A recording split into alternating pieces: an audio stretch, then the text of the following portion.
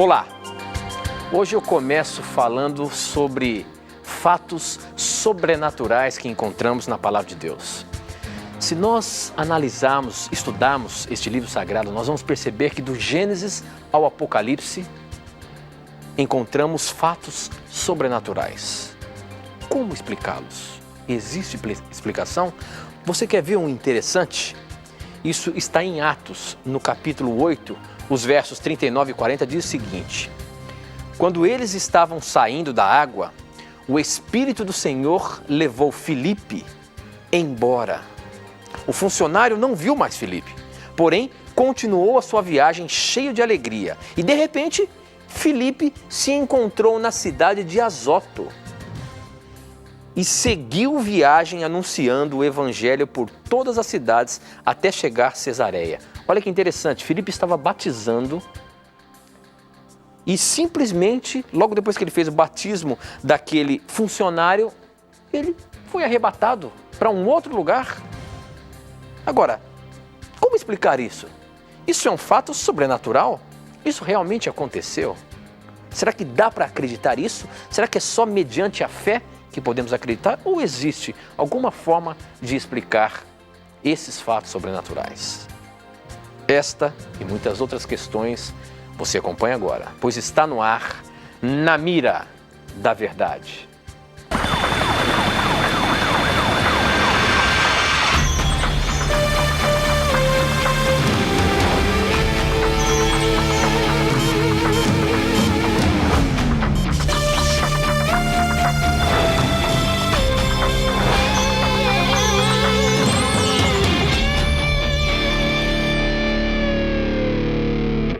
Olá, sejam bem-vindos, já estamos no ar, conectados com o Brasil e o mundo através das ondas do rádio, da internet e da TV Novo Tempo espalhada por todo o nosso país. Muito obrigado pelo carinho da sua audiência, estamos começando mais um programa Na Mira da Verdade, o programa que é feito por você, porque são suas dúvidas, suas perguntas, os seus questionamentos que são colocados na mira e respondidos à luz da Palavra de Deus. Portanto, façam as suas perguntas, mandem-nos as suas perguntas através do nosso SMS, através do nosso blog ou através das redes sociais. Daqui a pouquinho eu falo para você como que você faz para participar do nosso programa, tá bom? Bom, vamos começar cumprimentando meu amigo, professor Leandro Quadros. Como é que tá, professor? Tudo bem? Tudo bem, meu amigo. Graças a Deus, uma semana agradável. Tivemos a oportunidade aí de conhecer algumas pessoas também no final de semana, ouvintes e telespectadores que acompanham o Na Mira. E eu queria mandar, Tito, aqui alguns abraços rapidamente para algumas pessoas. Primeiramente, um abraço para uns parentes queridos, o Ivo, a Lena, a Karen, a Ângela, a Sabrina e também a irmã Laura, lá de Taquara, Rio Grande do Sul. Que Deus abençoe a todos vocês. Um abraço aos meus papais, a Ivonete e o João, que moram no Novo Barreiro, Rio Grande do Sul. E também para minha irmã Keila, toda essa turma que faz tempo que eu não vejo. Um abraço também para a Alexandra de Suzano, é uma irmã da Igreja Assembleia de Deus e que gosta muito do Na Mira da Verdade. Um abraço também para a Marta Chaves, que é de Parobé, Rio Grande do Sul. E o último abraço para toda a família Alberi, que é de Taquara, Rio Grande do Sul. Obrigado a todos vocês, que Deus abençoe a cada um pelo carinho que tem para com o programa Na Mira da Verdade. E esse final de semana nós também estivemos lá na região centro-oeste do país, lá perto de Anápolis, ali estivemos encontrando também uma turma muito querida que acompanhou a gente aí no final de semana. Eu queria mandar um abraço a todos os líderes que estiveram acompanhando a programação da União Centro-Oeste do Brasil, escritório regional da Igreja Adventista aí. Obrigado pelo carinho de cada um de vocês e também pela participação de vocês. Estivemos fazendo lá um Na Mira da Verdade para os nossos líderes e eles ficaram assim bastante felizes e contentes em poder fazer as suas perguntas também e ouvir as respostas, né, professor, da Palavra de Deus, não é isso? Foi muito bom ter passado aqueles momentos com todo aquele pessoal querido. Que Deus guarde a todos vocês. Agora, uma outra coisa, professor, é o seguinte, parece que hoje, daqui a pouquinho, você vai estrear no canal espanhol da Novo Tempo, não é isso? Novo Tempo agora tem La Mira da Verdade, como que é? Em La Mira de la Verdade, é lógico que eu vou falar um portunhol, né? Porque eu ainda não domino o idioma. Mas vamos aí enfiar a cara aí, vamos estrear aí para um público hispano também, né? E pedir que os nossos telespectadores e ouvintes aí brasileiros orem também pelo nosso programa, não é, Tito? Nessa para a hispana do mundo, para nós também levarmos a Bíblia, os ensinamentos bíblicos a mais pessoas, né? Muito bem, professor. Mas vamos lá. Bom, eu comecei falando do programa de assuntos sobrenaturais e o que chamou bastante atenção a minha nessa pergunta da semana passada, quem mandou foi o Gabriel, ele é de Fortaleza, Ceará. Ele disse o seguinte: o que vocês podem me explicar a respeito do Espírito Santo ter arrebatado Filipe quando ele terminou de batizar o eunuco em Atos 8, 39 e 40? Olha aí, professor, esse é um fato sobrenatural que a gente percebe que o Espírito Santo carregou Filipe ali na hora. É até difícil de explicar isso, né, professor? Como que a gente pode explicar? Hoje a gente não consegue ver esse tipo de coisa. Uma pessoa estava ali fazendo batismo e de repente ela é teletransportada. Como é que a gente pode explicar isso, meu amigo? Pois olha, meu amigo Tito e amigo telespectador que nos acompanha, realmente nós não temos como explicar com base nas leis da física como isso aconteceu. Agora, isso não significa que o texto é irracional. Pode não ter lógica para nós no momento. E de forma alguma ilustrativo também. Exatamente, porque é um texto histórico, né? Então, está relatando um evento em que o evangelista Filipe batizou um eunuco, um etíope, não é? E quando diz o texto, ele batizou esse eunuco, o Espírito Santo levou Filipe para uma outra região chamada Azoto. E de lá ele foi para Cesareia. E no final do verso 40 de Atos 8, percebemos ali que o objetivo foi o quê? Pregar o evangelho em todas as cidades pelas quais passava. Então, o Espírito Santo tinha uma urgência com que Filipe, depois de ter levado a mensagem de Jesus Cristo ao eunuco, que ele fosse para outra região e levasse a mensagem de salvação para outras pessoas. E o Espírito Santo se utilizou de um evento, de uma forma, de uma maneira sobrenatural, diríamos assim, de teletransporte, não é? Para levar o evangelista Filipe de uma hora para outra, rapidamente, instantaneamente. Agora, como eu falei no princípio, não é porque nós não conseguimos entender isso com a nossa lógica que isso significa que o texto seja irracional, porque isso aqui foi registrado, né, por pessoas que tiveram um íntimo relacionamento com Deus, histórias reais. E nós devemos levar em conta uma coisa: Deus é o criador das leis da física e nós não cremos que todas as leis da física sejam conhecidas pelos seres humanos. Se nós fizermos como alguns teólogos que, na tentativa de harmonizar a lógica humana com a Bíblia, eles acabam tirando o sobrenatural da Bíblia, aí nós vamos ter sérios problemas. Por quê? Tem o aspecto sobrenatural da Bíblia que devemos aceitar. Há uma maneira, um método de interpretar a Bíblia, que é muito perigoso, inclusive, que se chama método histórico crítico. A pessoa lê a Bíblia e quando certo evento não se encaixa na lógica humana, certo? Então é tido aquele evento como simbólico, como uma figura literária e tudo mais. E não é isso que nós podemos buscar na Bíblia. O método melhor de interpretar a Bíblia, com certeza, é o histórico gramatical, ou seja, você lê a Bíblia, aceita-a como ela é, extraindo, obviamente, as lições espirituais e também avaliando o contexto histórico, cultural, geográfico em que o texto foi escrito. Tudo isso ajuda você a entender a Bíblia como ela é e você não tira a sobrenaturalidade da Bíblia. Por exemplo, se nós tirarmos a sobrenaturalidade da Bíblia, não há um porquê de crermos na ressurreição de Jesus. E se não crermos na ressurreição de Jesus, como Paulo diz em 1 Coríntios 15, é vã a nossa fé. 1 Coríntios 15, 18 e 19.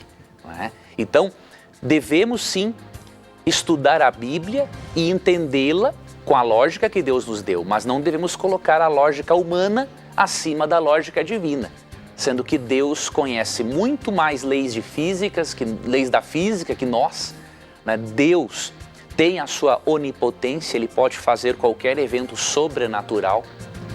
E devemos considerar também o texto de Isaías 55, 8 e 9. Ali Deus diz assim que os pensamentos dele são mais altos que os nossos, assim como os céus estão distantes da terra. Então a lógica divina sempre será superior à lógica humana. E por isso devemos nos ajoelharmos com a nossa lógica corrompida pelo pecado diante da lógica divina que é perfeita.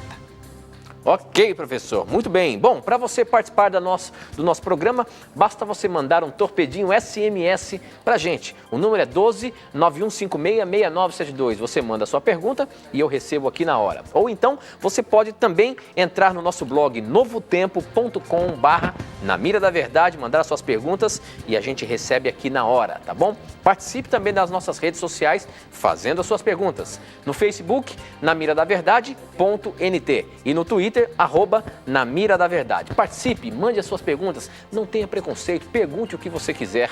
O objetivo do programa é apresentar a palavra de Deus, frente às suas dúvidas, frente às suas questões. Portanto, pergunte o que você quiser baseado na palavra de Deus. Se você tem alguma dúvida, você está aí estudando a Bíblia e você se depara com um texto que você acha complicado, não consegue entender muito bem. Será que aquilo é para os nossos dias? Será que não é para os nossos dias? Enfim, formule a sua pergunta, manda pra gente e ela poderá estar aqui, na Mira da Verdade, tá bom? Participe do nosso programa. Bom, a pergunta que chegou aqui pro nosso SMS, quem mandou, deixa eu ver se tem um nome aqui. Meu nome é Ellen, sou de Caratinga, Minas Gerais. Ela diz o seguinte, professor. No livro de Lucas, no capítulo 10, o verso 8, por ali, diz que, na verdade é Jesus dizendo, diz que as pessoas que saíram levando a palavra de Deus pelas cidades podiam comer o que eles lhe dessem. E se eles dessem carne impura, mesmo assim, eles podiam comer. O que esses versículos querem dizer, meu amigo? Olha só, vamos ler aqui o que está escrito em Lucas, mais precisamente no versículo 8, o capítulo 10 de Lucas, verso 8, diz o seguinte: quando entrarem numa cidade e forem bem recebidos, comam a comida que derem a você. Aqui dá a entender, professor, que você pode comer qualquer coisa. Se derem a comida ali, você não vai fazer desfeita. Não, eu não posso comer isso por causa da minha religião. É assim mesmo, meu amigo? Na verdade, precisamos ler esse texto, querida telespectadora, considerando o seu contexto histórico no qual foi escrito. O que isso significa? Eu quero dizer com isso. Eles pregaram o evangelho primeiramente para judeus e depois para não judeus.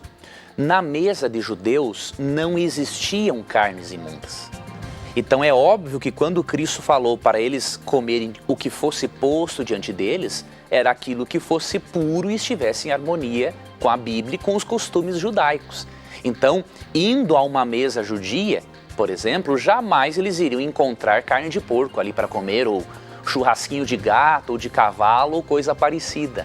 Jamais. Então, na mesa de judeu não tinha carne imunda. Então, é óbvio que quando Cristo falou isso aqui, ele se referia aos alimentos que faziam parte da mesa dos judeus. E para nós percebermos o quanto Deus leva a sério a questão da alimentação saudável, eu vou ler para você um texto em Isaías 65, 13 e 4, para você perceber, e esse texto obviamente era conhecido pelos judeus, pelos discípulos de Cristo e pelo próprio Cristo, que citou o livro de Isaías em outras ocasiões. Então em Isaías 65, 13 e 4 percebemos que o comer carnes impuras irrita a Deus. Olha o que diz o texto: esse povo que sem cessar me provoca abertamente, oferecendo sacrifícios em jardins e queimando incenso em altares de tijolos, povo que vive nos túmulos e à noite se oculta nas covas, que come carne de porco e em suas panelas tem sopa de carne impura. Aqui Deus menciona em Isaías 65, 13 e 4 algumas práticas que os israelitas faziam e que o irritavam. E essas práticas mencionadas aqui, sacrifícios a deuses pagãos, ir no cemitério à noite para tentar se comunicar com os mortos e comer carne de porco. São coisas que irritam a Deus. Por quê? De acordo com 1 Coríntios 6, 19 e 20, o nosso corpo é o santuário, é o templo do Espírito Santo. E sendo o corpo o templo do Espírito Santo, da mesma forma que é errado jogarmos lixo dentro de uma igreja, é errado jogarmos lixo para dentro do nosso corpo, que é o templo do Espírito Santo. E por isso, de forma alguma, em Lucas 10:8, Cristo estaria indo contra a Bíblia que era de Cristo, o Antigo Testamento. E no Antigo Testamento, obviamente, de forma direta, se proíbe sim o ingerir carnes imundas. Ok, professor, muito bem. A próxima pergunta aqui que chegou pelo nosso blog. Participe do nosso programa mandando as suas perguntas. Você pode acessar o nosso blog novotempo.com/Na Mira da Verdade. Você vai ver que do lado direito ali tem um espaço dizendo que o programa está no ar. Você manda a sua pergunta lá e eu recebo aqui na hora. Ou então, você pode mandar um SMS para 12 9156 6972 e a sua pergunta chega aqui, ó, na minha mão. Você pode também participar das nossas redes sociais pelo Twitter, @Na Mira da Verdade.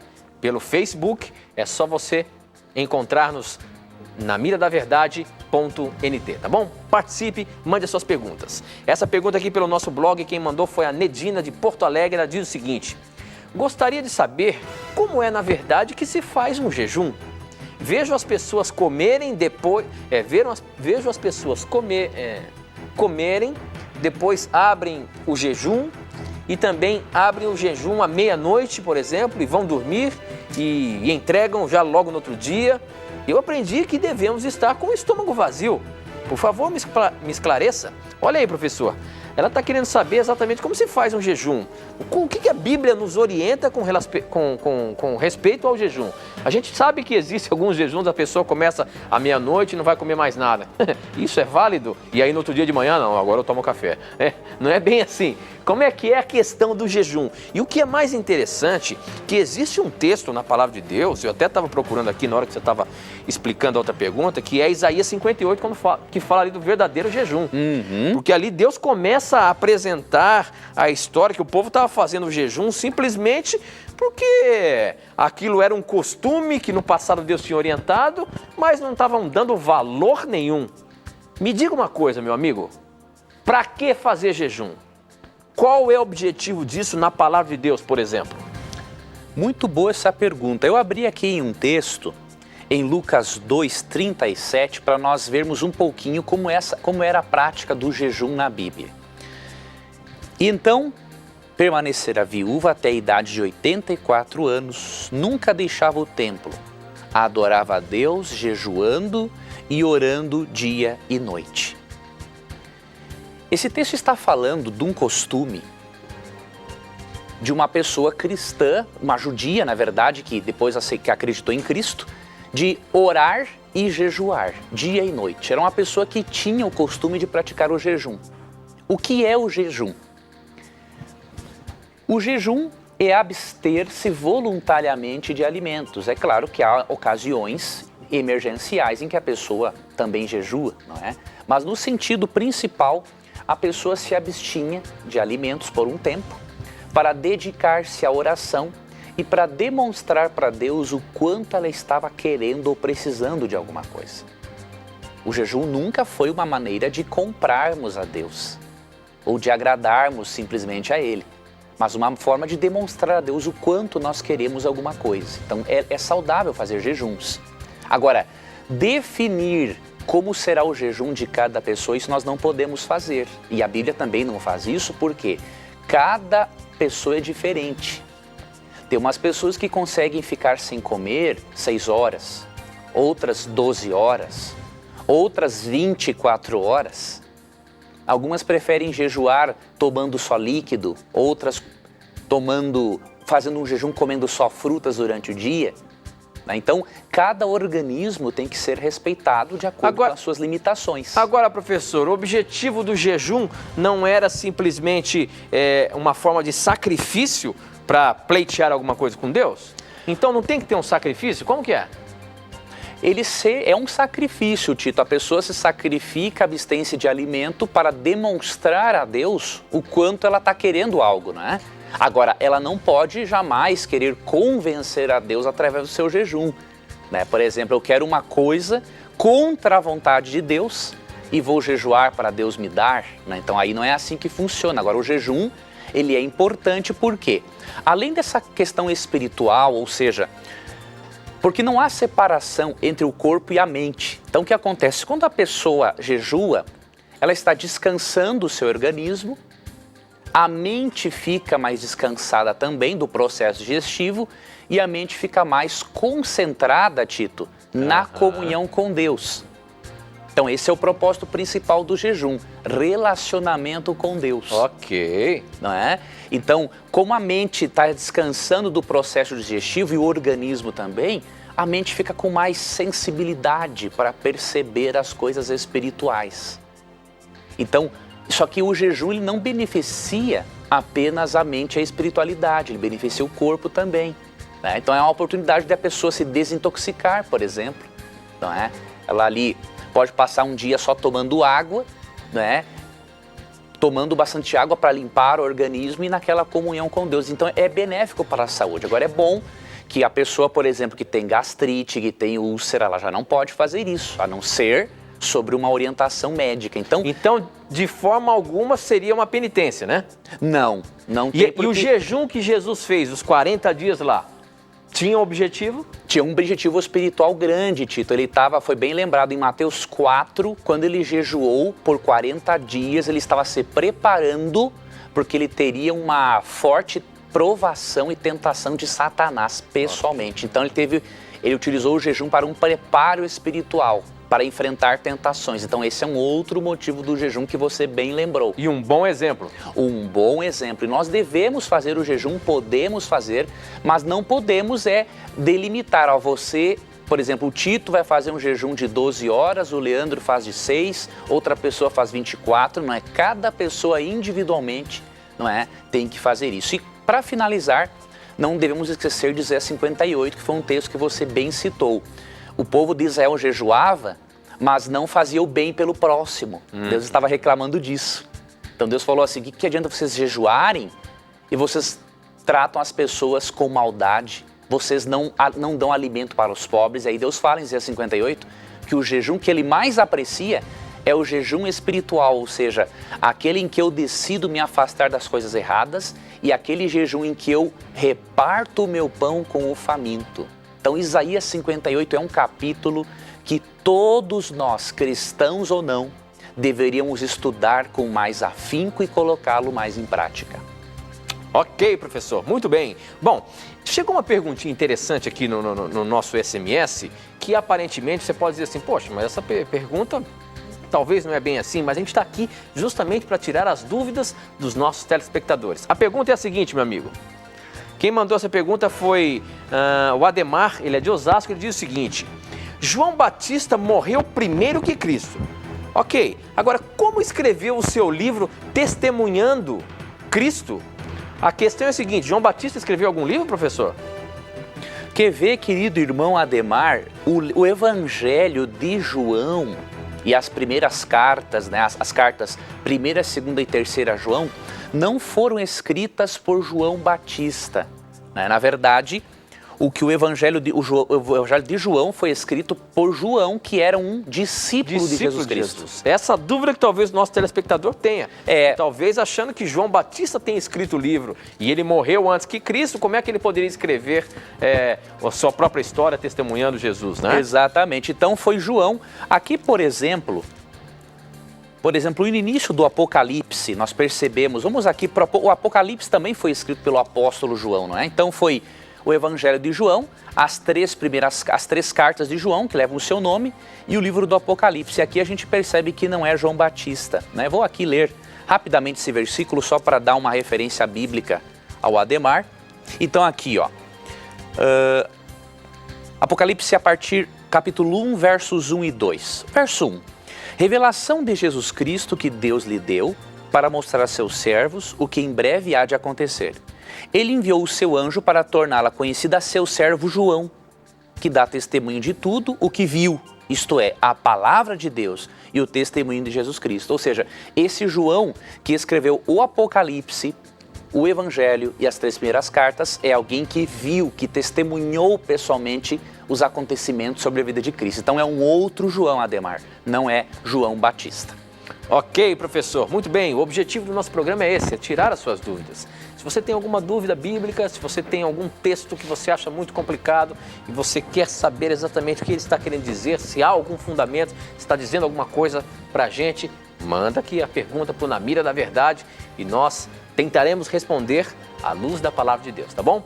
Bom, Você pode participar através do nosso Twitter, através do Facebook. Aqui pelo Twitter tem uma pergunta interessante, professor. Vamos, amigo. Ainda 2 minutinhos. Se não der para você responder tudo, a gente vai para o próximo pro intervalo e respondemos depois. Ok. Mas a Patrícia Torres, ela pergunta o seguinte: gostaria de saber, após a nossa passagem a esta terra, se existe outra vida após esta. Olha aí, professor. Quando nós morremos, será que existe uma vida após a morte? Vamos fazer o seguinte... Tem aqui ainda... tem 2 minutinhos, dá para você responder, meu amigo. Dá para responder, amigo. Vamos ler um texto aqui, Patrícia. A Bíblia ensina que haverá, sim, vida após a morte, mas não que há hoje.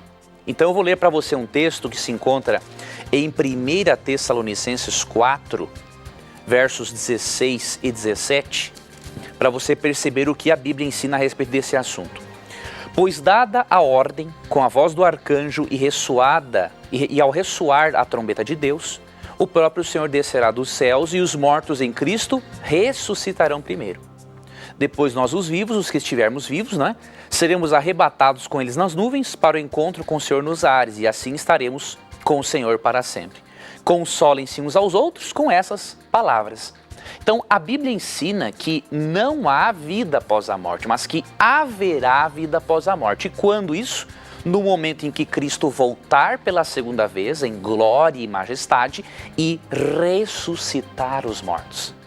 Enquanto os mortos não são ressuscitados na segunda vinda de Cristo, de acordo com João 11, 11 a 14, eles estão dormindo até o momento em que Cristo retornar. Então, João 11, 11 a 14, eu vou ler versos 13 e 14.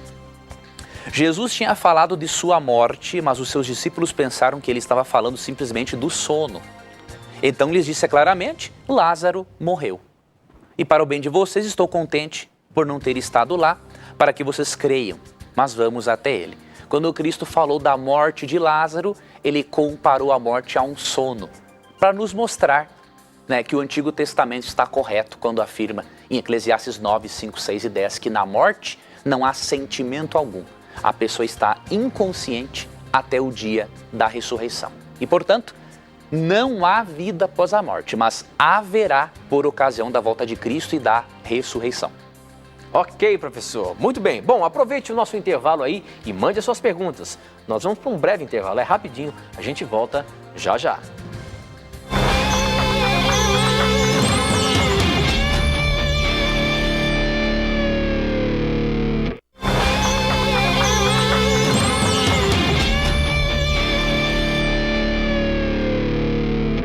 Olá, estamos de volta. Este é o seu programa Na Mira da Verdade, um programa de perguntas e respostas bíblicas. Onde quer que você esteja aí, obrigado pelo carinho da sua audiência. Você que está nos assistindo através da Sky, Canal 14, em todos os lugares do país.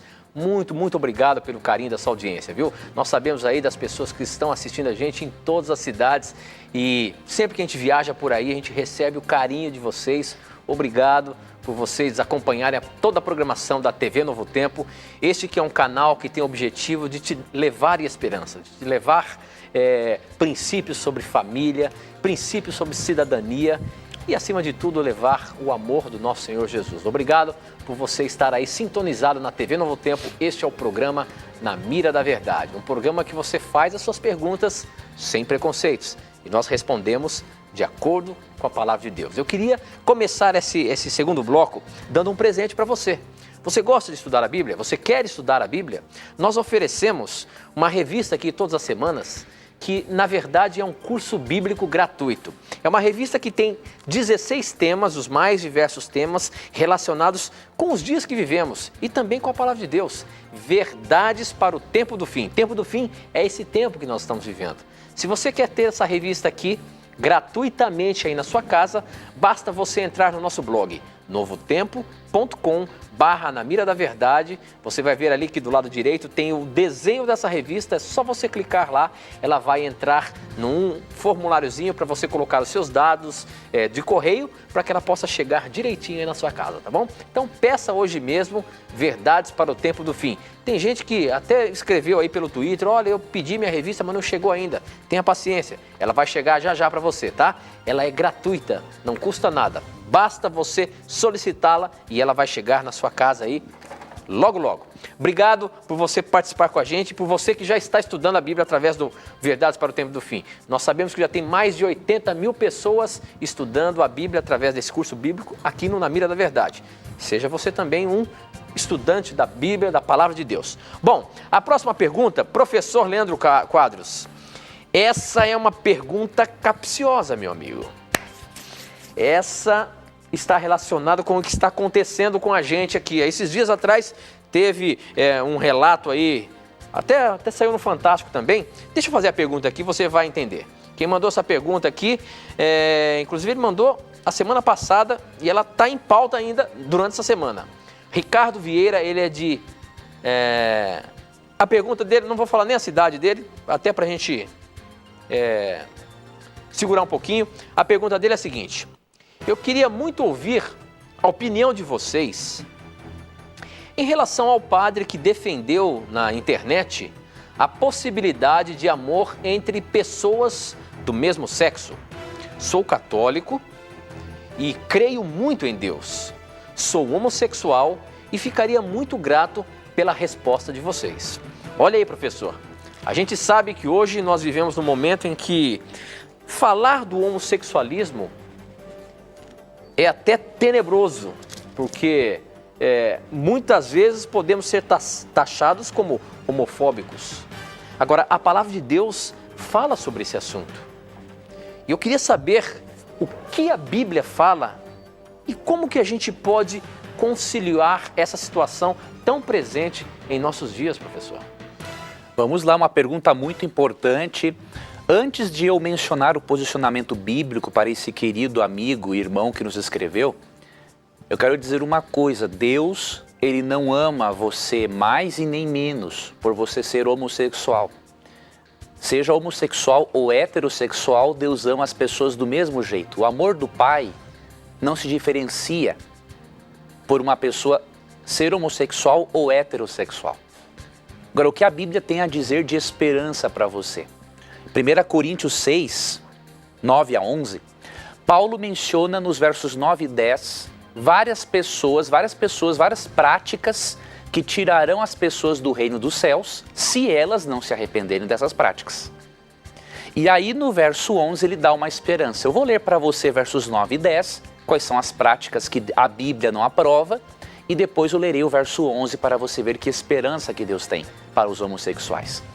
Versos 9 e 10. Vocês não sabem que os perversos não herdarão o reino de Deus? Não se deixe enganar. Nem imorais, nem idólatras, nem adúlteros, nem homossexuais passivos ou ativos, nem ladrões, nem avarentos, nem alcoólatras, nem caluniadores, nem trapaceiros herdarão o reino de Deus. Aqui são mencionadas várias classes, várias práticas que tirarão as pessoas do reino dos céus caso elas não se arrependam. Certo? Agora, ninguém vai se perder por ter praticado essas coisas, mas por praticar essas coisas e não se arrepender delas. Isso que a Bíblia ensina.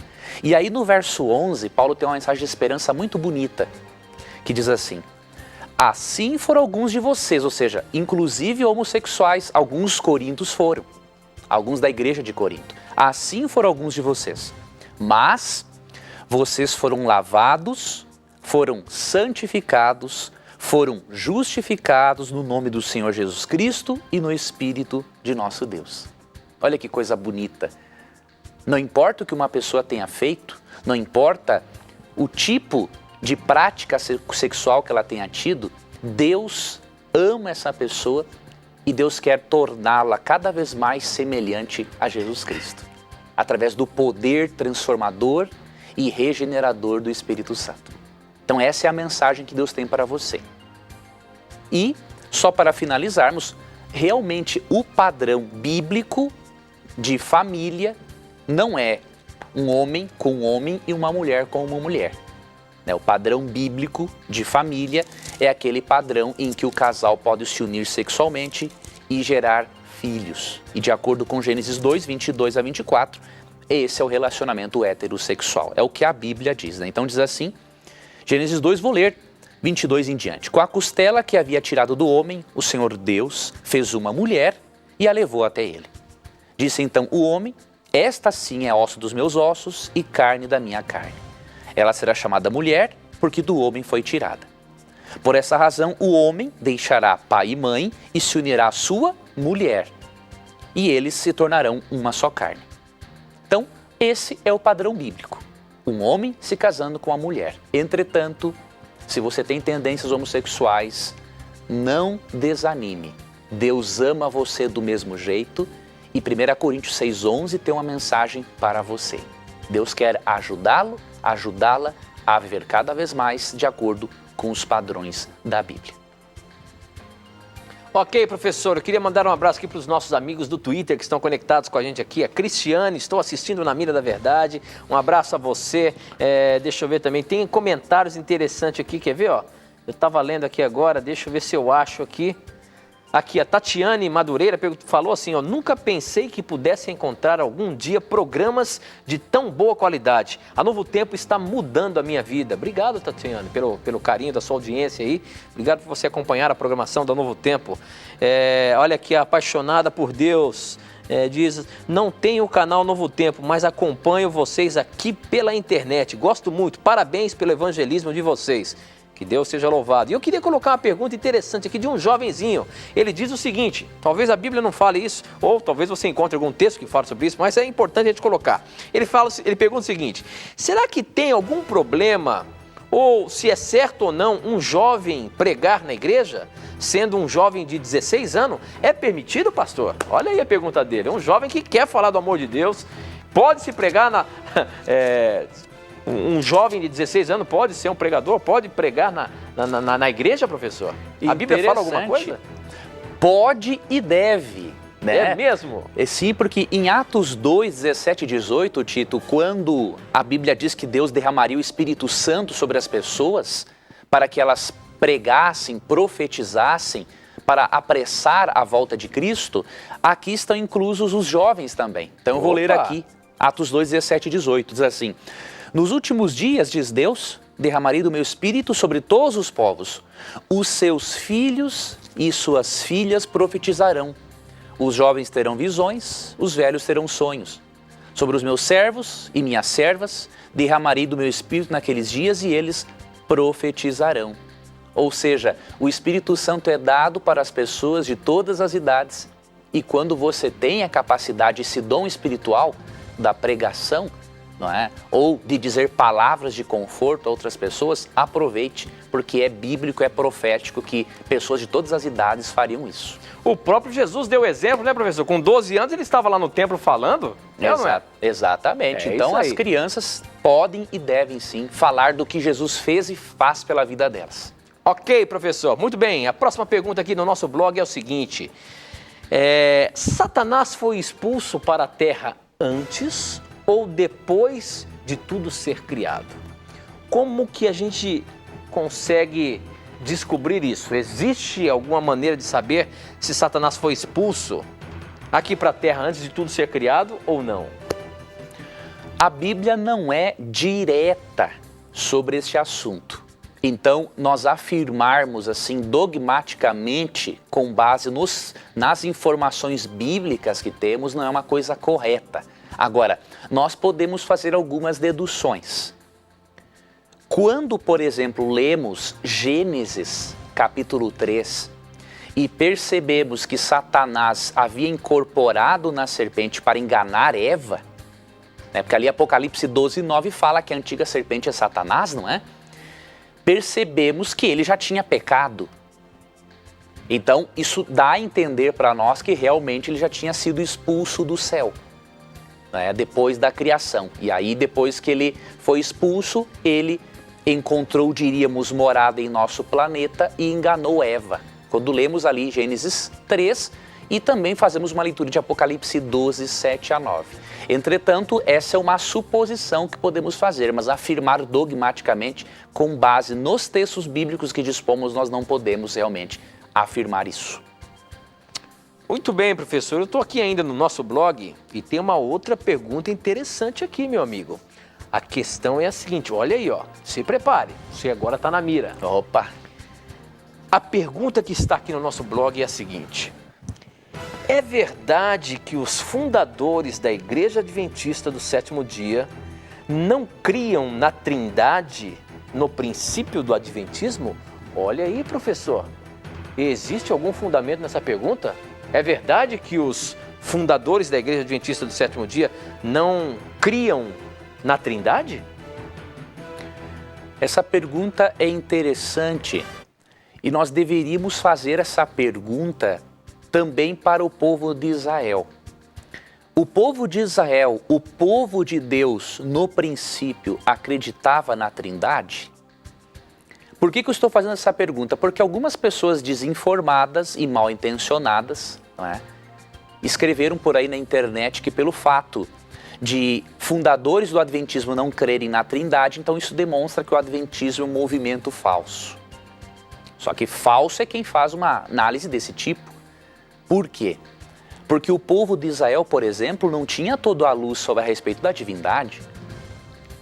E nem poderia ter, porque como diz o comentarista evangélico pentecostal, Dr. Stanley Orton, ao comentar Deuteronômio 6,4, ele explica que Deus não poderia se revelar como triuno ao povo de Israel, mas como o único Deus em comparação aos deuses pagãos, porque como o povo de Israel era um povo politeísta, ou melhor, tinha vindo do politeísmo, a tendência deles era adorar vários deuses. Então a revelação da Trindade foi progressiva. E nós não cremos que seja um problema pioneiros do Adventismo não terem acreditado na Trindade num momento e depois, sendo que a verdade é progressiva, eles aprenderam, alguns acabaram aceitando, outros morreram sem conhecer a doutrina. Então nós não vemos nisso um problema. Agora, tem que ter cuidado nessa afirmação que fizeram para você, amigo telespectador, porque muitos dizem assim, os pioneiros do Adventismo não criam na Trindade. Isso não é bem assim. Parte não cria mesmo, porque parte dos pioneiros veio de uma denominação cristã chamada Conexão Cristã. E eles não acreditavam na Trindade.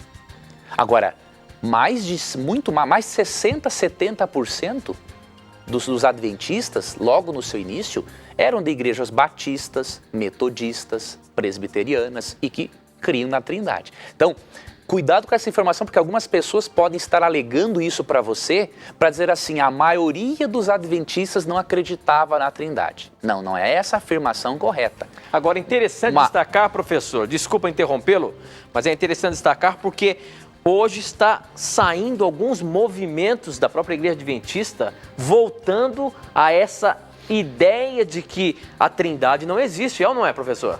Sim, eu até estava procurando um livro aqui, eu vou procurar um livro para indicar para o nosso telespectador, mas esses movimentos já estão morrendo também, né? Já foram mais fortes alguns desses movimentos, mas isso aí não...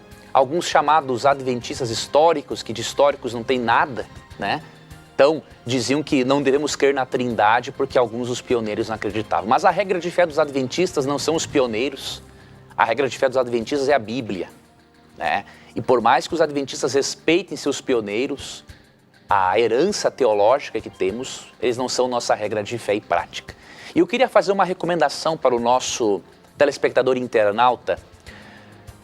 Ellen White foi a pessoa que melhor sistematizou essa doutrina da Trindade no Adventismo.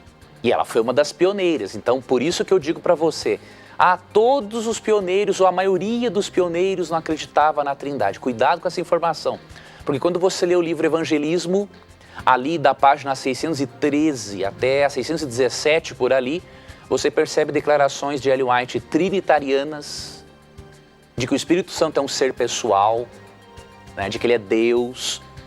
E eu queria recomendar um livro. Vamos ver se temos este livro aqui na estante. Se não tiver, não tem problema. Eu posso citar só o nome dele, mas se tiver, eu queria mostrar esse livro para o nosso telespectador e para o nosso ouvinte, ou pelo menos ouvir o nome do livro, não é? Ele não está aqui no momento, mas eu vou indicar um livro para você.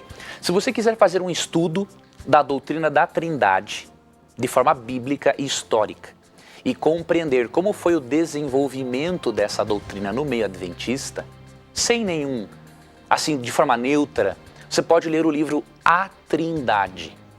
Esse livro é da editora Casa Publicadora Brasileira e pode ser adquirido pelo telefone 0800 9790606 ou pelo site cpb.com.br, cpb.com.br. Leia este livro, vai lhe ajudar muito a você entender o assunto corretamente e não da forma tendenciosa como muitos aí andam escrevendo pela internet. Ok, professor, muito bem. Bom, tem uma perguntinha que chegou aqui pelo SMS, que aparentemente ao lê-la, você vai achar que ela é inocente. Mas olha só, ela é profunda. Olha aí, professor, preste bem atenção, hein? Em Gênesis capítulo 3, versos 22 e 23, Deus lançou fora do jardim Adão e Eva, para que eles não comessem da árvore da vida e ter a vida eterna. Ora, se o objetivo de Deus é dar a vida eterna, não seria mais fácil deixar eles comerem e ter a vida eterna e com isso evitar a morte de seu filho Jesus na cruz? Olha aí, professor, aparentemente parece simples, o comer ou não comer da árvore da vida. Mas eu queria perguntar para você, qual o real sentido de Adão e Eva terem sido expulsos do Jardim do Éden? Interessante, Tito. Aqui, amigo telespectador e internauta e amigo ouvinte, é o seguinte: Deus realmente criou o ser humano para ter vida eterna. Só que a eternidade humana tinha uma condição: a obediência, o amor a Deus. A partir do momento que isto não foi cumprido, Deus não podia dar eternidade para o ser humano, porque senão o ser humano seria um eterno pecador. E sendo um eterno pecador, o ser humano poderia, por toda a eternidade, sofrer as consequências do pecado.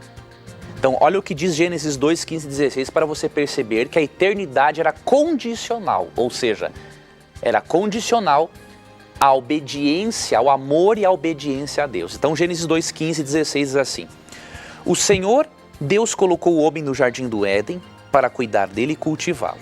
E o Senhor Deus ordenou ao homem: coma livremente de qualquer árvore do jardim, mas não coma da árvore do conhecimento do bem e do mal, porque no dia em que dela comer, certamente você morrerá.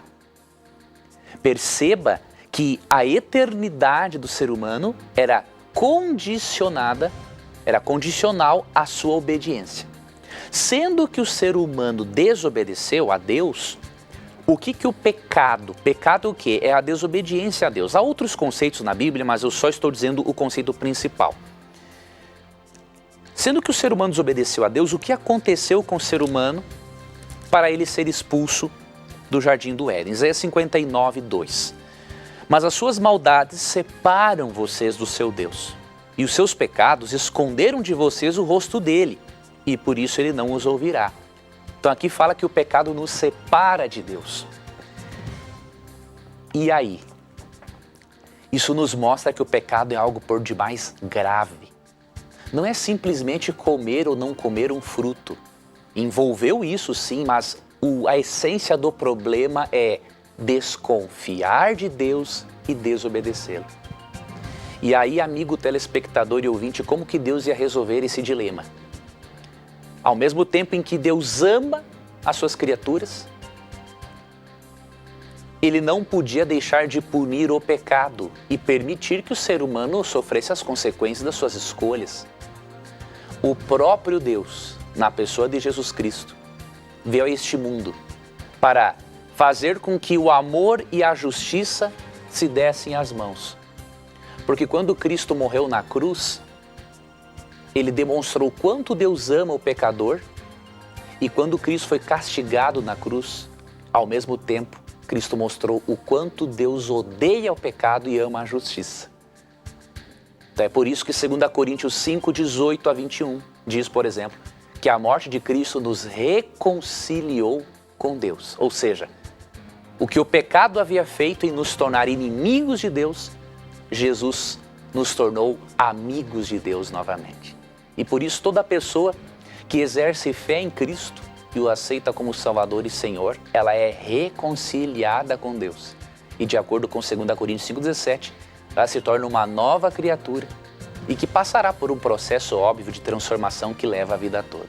E especialmente terá uma vida de paz, de certeza da salvação e de uma força espiritual maior para suportar e enfrentar os problemas. Então, estude esse assunto do grande conflito entre o bem e o mal, do sacrifício de Cristo na cruz de uma forma mais ampla. E aí você vai perceber que o amor de Deus e a sua justiça se deram as mãos na cruz do Calvário. E aí você vai perceber o quanto a mensagem bíblica é rica, é edificante e o quanto ela pode transformar e fazer pela sua vida também. Ok, professor, muito bem. Você estava falando de Ellen White na pergunta anterior, a pergunta aqui chegou rebatendo. Olha só o que está no nosso blog. Gostaria de saber quais as profecias que Ellen White já profetizou e que aconteceram? Por que vocês creem tanto nela? Vocês, quando eles falam aqui, é a Igreja Adventista do Sétimo Dia. Professor Leandro Quadros, a senhora Ellen White, uma mulher cuja Igreja Adventista a considera como profeta nos últimos dias, profetiza na nossa geração, podemos dizer assim. As profecias que essa senhora fez, tem algumas que já se cumpriram, todas já se cumpriram. O que é isso? Ela realmente é uma profetisa que ficava profetizando coisas que iriam acontecer? Como que é isso aí, professor? Explica pra gente aí a questão de Ellen White, que é a pergunta aqui que o nosso amigo quer saber. Muito boa, Tito, essa pergunta. Antes de responder ela, eu só queria fazer uma observação. Algumas pessoas desinformadas, obviamente, eles dizem que os adventistas fazem de Ellen White uma segunda Bíblia. O que eu quero mostrar é que isso não é verdade. Né? O Adventismo Sétimo Dia tem a Bíblia como sua regra de fé e prática, obviamente aceita o dom profético de Ellen White, porque a própria Bíblia prometeu, em Atos 2, 17 e 18, que o dom profético estaria presente entre o povo de Deus até o fim dos dias, até quando Cristo voltasse. Agora, o dom profético dado a Ellen White não substitui a Bíblia nem completa a Bíblia. A Bíblia é a perfeita palavra de Deus. Então, eu queria só ler uma citação da própria Ellen White no livro... Qual é o livro, professor? Quanto? Qual é o livro? Primeiros Escritos. Temos 3 minutinhos.